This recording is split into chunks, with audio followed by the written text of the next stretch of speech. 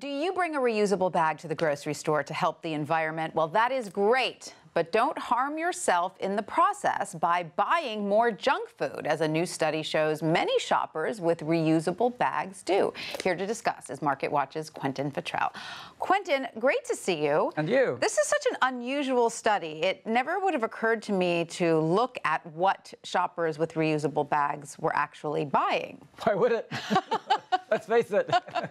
And so first of all, tell us how the study was conducted. So it was a California supermarket, and there were researchers from Duke University and Harvard Business School, and they tracked 100,000 transactions of shoppers. The same shoppers, when they used reusable bags and when they used so those are a lot of transactions. Yes, and they looked at the same shoppers and their habits when they had the reusable bags and when they did not. Fascinating. And they found, what, 7%? They were 7% more likely to buy junk food with the reusable bags? Yes, because there's a term in psychology called the licensing effect. It's when we give ourselves license to do stuff, naughty stuff. Because we've done something else good? Right. Yes.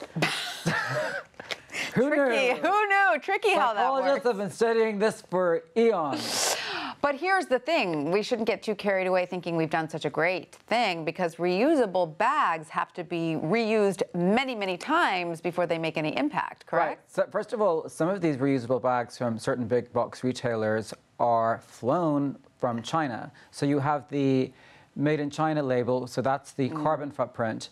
Other bags, you need to reuse them over 100 times before they start to be as environmentally effective as the single-use grocery bags. And many of them, there was one study in 2011 showed that only 5% of these bags are actually recycled, which is around the same percentage for single-use bags. So there's a lot of conflicting studies out there over their effectiveness. Right. So that's sort of depressing. On the one hand, you're not helping the environment as much as you thought, and you're geting fat. Or ruining your teeth, at least. You'd think you're a do-gooder and you're still buying the Snickers. But there was a silver lining. I knew you were going to bring it up. They did buy some good food. They did. A 13% increase in organic food, because why wouldn't you? If you had the reusable bag, why not? Would you not be seen buying lots of organic produce? There you go. Except you're doing that, and then you're buying junk food sneakily at the cash register. So what conclusions did the researchers come to here? So as I asked them, it's not like supermarkets are going to start promoting junk food more than they already do, because they have that in the bag.